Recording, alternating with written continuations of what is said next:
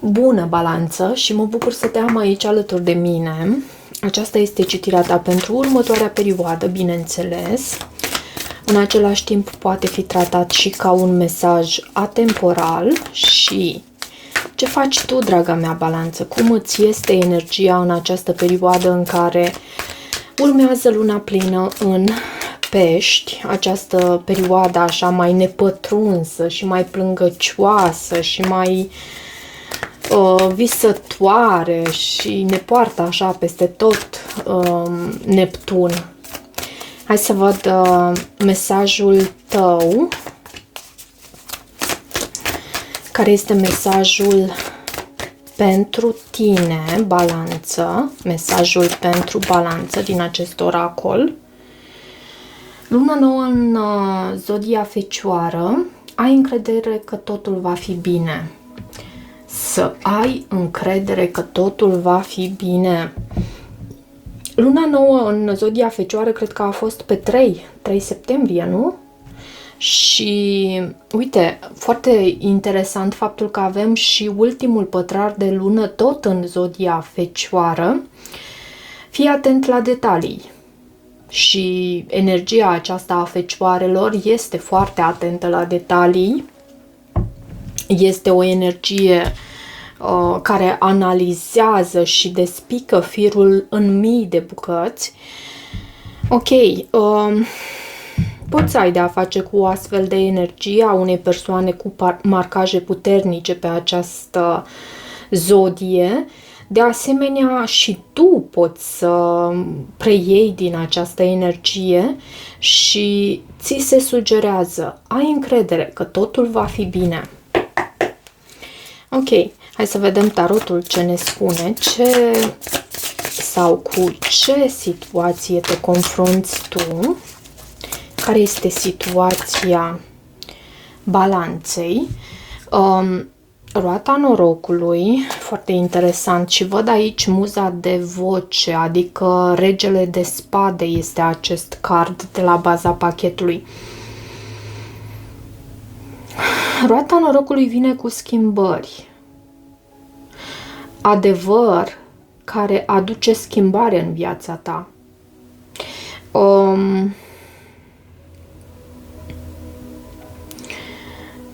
Roata norocului vine și cu noroc, pentru că ne vorbește despre faptul că tu ești ghidat de divinitate și în același timp cunoști regele de spade, cunoști ceea ce e înspre binele tău cel mai înalt.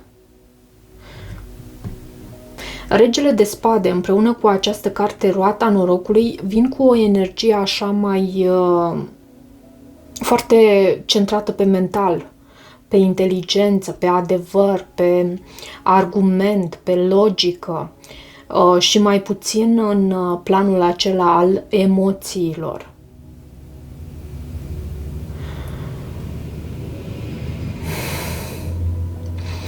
Sincer fiind, în situația cu care tu te confrunți în această perioadă, această carte sau aceste cărți împreună mă duc cu gândul la anumite schimbări din viața ta, cumva schimbări care vin dictate de univers și la care tu nu poți să te opui, care te duc în energia ta foarte mult. Privește imaginea de ansamblu, nu avem acest mesaj aici, din acest oracol, dar privește imaginea de ansamblu și gândește-te că lucrurile sunt astfel construite cu un rost. Da, nu este necesar ca tu să fii cel care suferă mereu, în niciun caz, dar în același timp privește și imaginea de ansamblu. Hai să văd care este blocajul în această situație. 4 de bâte. Și 2 de bâte. Vezi, tu ești o persoană foarte... Ești norocos, ești norocoasă. În același timp, ești susținut, asta vreau să spun, cu norocos, norocoasă. Ești susținut de univers. În același timp, 4 de bâte aici fiind în blocaj și 2 de bâte de aici,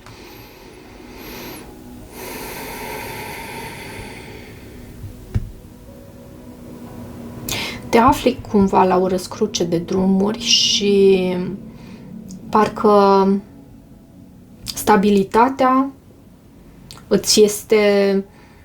Da, pentru că această carte roata norocului vine cu schimbări, iar stabilitatea ta îți este afectată cumva și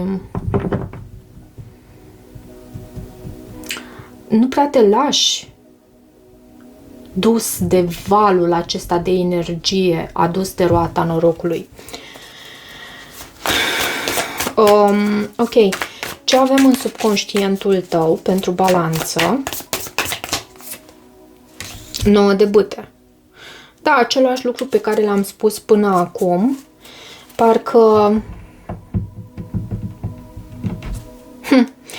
9 de bâte și Marea Preoteasă. 9 de bâte nu renunță, chiar dacă este extenuat, chiar dacă a trecut prin multe, chiar dacă este obosit și are acea senzație că, măi, cât mai trebuie să continui așa. 9 de bâte nu renunță și este apt să mai ducă încă o luptă. Poate fi vorba aici și despre o energie foarte intuitivă. Să nu te lupți cu ceea ce înseamnă vocea ta interioară, intuiția ta. Cumva nu-ți vine să crezi ceea ce tu simți din interior? Ai încredere în corpul tău și în semnalele pe care ți le oferă, pentru că, da, uneori avem de a face cu umbra noastră și avem și acele stări depresive, temătoare, anxietăți, rușine, vinovăție și toate cele. Dar e un adevăr aici care transpare în situația ta și parcă împreună cu acest 9 de bâte te lupți împotriva acestui adevăr. Nu-ți vine să crezi că este așa. Ok, ce lași tu în trecut? Ce lasă balanța în trecut? 2 de monede. O oarecare nesiguranță poate fi. 2 de monede poate ai avut foarte mult de lucru în ultima perioadă. În același timp, 2 de monede și acest 6 de spade poate vorbi și despre călătorii și o perioadă aglomerată în care a trebuit să și jonglezi așa și asta tu lași în trecut. Multe lucruri de făcut, cumva, și nevoia de a lua o decizie. Simt că ai luat o anumită decizie aici, pentru că tu asta lași în trecut. Hai să văd în gândurile tale. Ce avem în gândurile tale? În gândurile balanței. Energia ta, regele de spade. Poți fi tu sau un alt semn de aer, e drept. Poate fi un gemeni, vezi tu, avem aici, în gândurile tale. Dar poate fi vorba și despre o decizie pe care sau la care tu te gândești foarte serios și dintr-o perspectivă nu emoțională, dintr-o perspectivă logică, dintr-o perspectivă da, inteligentă. Parcă îți aduci singur argumente pentru această... Și tu ești capabil, fiind un semn de aer, ești capabil să intri foarte ușor în această energie a regelui de spade.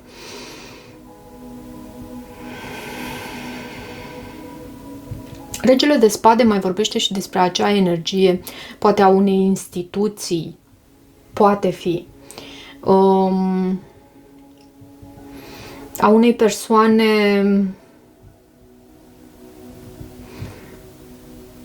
peste care nu poți să treci oricum sau nu poți să treci deloc decât prin argument, nu poți să o convingi cu nimic altceva. Ce avem în viitor? Poate fi o decizie. Ce avem în viitorul apropiat pentru tine, pentru balanță? Pajul de inspirație sau așa este denumit în acest tarot, sau pajul de bâte în tarotul clasic și spânzuratul. Poate chiar această lună plină îți aduce o oportunitate aici cu optimism, cu bucurie, cu entuziasm, mult foc aici cu acest paj de bâte iarăși. Poate chiar această lună plină în Pești poate să îți aducă o nouă perspectivă asupra lucrurilor iarăși.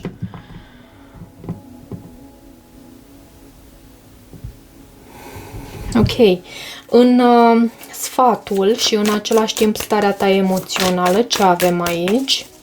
În sfatul, ok, avem cartea și este 5 de spade.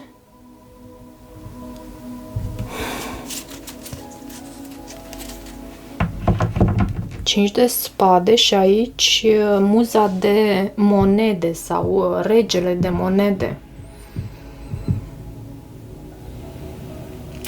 Nu știu, ești îndemnat în sfatul pentru tine, ești îndemnat să lupți pentru ceea ce tu îți dorești.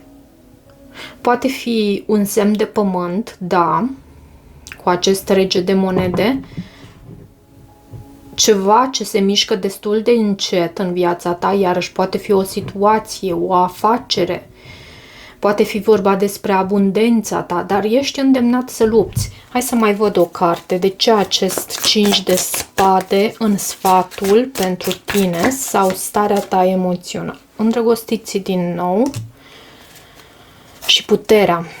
Da, ține și de decizia pe care tu o iei.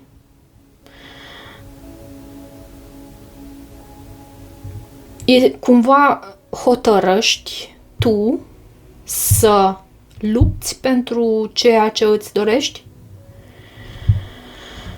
și cum Joe Dispenza spune, personalitatea ta creează realitatea ta personală.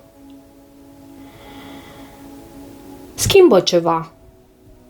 Dacă vrei să câștigi, luptă. Pentru că altfel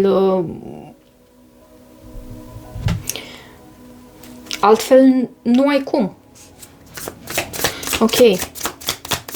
Nu știu exact legat de ce anume se apare acest sfat pentru tine, dar așa l-am simțit. Hai să văd în energia care vine din exterior sau felul în care tu ești perceput. 2 de spade. Da, fiind acest sfat și această energie care vine din exterior, parcă are mai multă logică, nu? Și soarele poate fi un leu din viața ta, dar o persoană poate care e necesar să ia o anumită decizie, o persoană care fie se simte blocată în viața ta, fie tu te simți blocat de această persoană, simți că te blochează, simți că nu te lasă să intri în suflet, să intri în suflet. Și în sfatul pentru tine, tu ești îndemnat chiar să lupți pentru că ai acest 5 de spade. Uneori această bătălie purtată de personajele din acest card 5 de spade mai poate fi și o victorie goală, așa, o victorie fără substanță. Dar nu cred că este cazul aici. Având aceste energii combinate și aceste cărți, tu ești îndemnat să lupți pentru această persoană. Care este frica sau speranța ta? Regele de bâte. Și l-am mai văzut anterior undeva la baza pachetului și 9 de monede.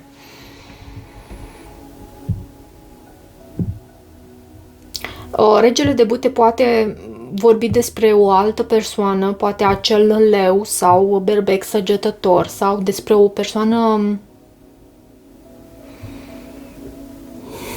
care posibil să își proclame independența, pentru că văd și acest să își proclame independența, de parcă am vorbit de războiul de independență, dar să își aleagă independența. Și cu lupta aici, pentru că regele de bâte este un luptător, și de asta posibil să-ți fie frică ție. Hai să văd ce vei obține pe final de perioadă, rezultatul posibil în această citire. 3 de bâte și 6 de spade. Știi cum? Cu acest, am să-l și clarific, dar cu acest 3 de bâte și 6 de spade aici, e ca și cum lucrurile pe care tu ți le dorești sunt în viața ta. Mai e un soi de așteptare aici, un soi de așteptare și poate o tranziție pentru tine, necesitatea de a tranzita un anume spațiu mai tulbure, mai agitat sau mai plângăcios, cum este vremea de astăzi. De ce 3 de bâte? Nu vreau așa. De ce 3 de bâte în rezultatul posibil obținut? Cavalerul de bâte, iarăși acest semn de foc și din nou acest 6 de spade. Posibil să călătorești, pentru că 6 de spade vorbește și despre acest lucru. Posibil să călătorești.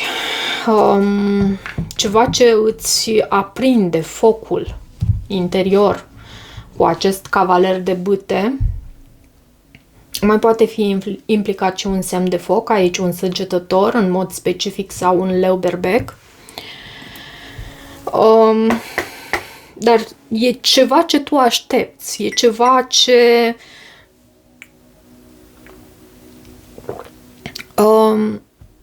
îți aprinde focul și îți aduce viață și lumină în interior. Ok, hai să văd mesaje adiționale din acest oracol. Unlikely, deci acesta. Fii asertiv. Cumva, lucrul pe care tu ți-l dorești îți cere ca tu să fii asertiv. De asta am avut și acest 5 de spade în sfatul pentru tine. Nu ți se cere să acționezi într-un mod exagerat, dar e cu siguranță necesar să fii asertiv. De ce unlikely aici? Ține de tine, da, ține de tine. Să lupți pentru ceea ce îți dorești și în viitorul apropiat chiar vei obține ceea ce îți dorești și ceea ce urmărești. Pentru unii chiar poate fi o călătorie mult visată și mult așa așteptată.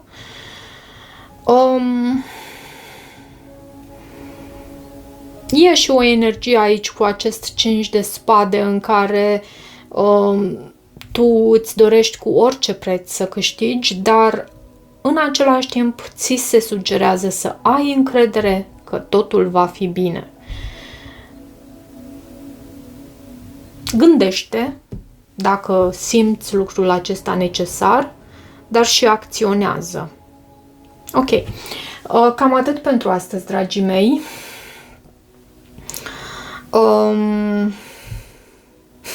Vă mulțumesc mult pentru faptul că îmi sunteți alături și pentru comentariile voastre, unele amuzante, altele pline așa de wit și, cum se spune, de... chiar îmi scapă traducerea, de un fel de înțelepciune așa și de viață, de flair. Și mă amuz cu ele, îmi plac, altele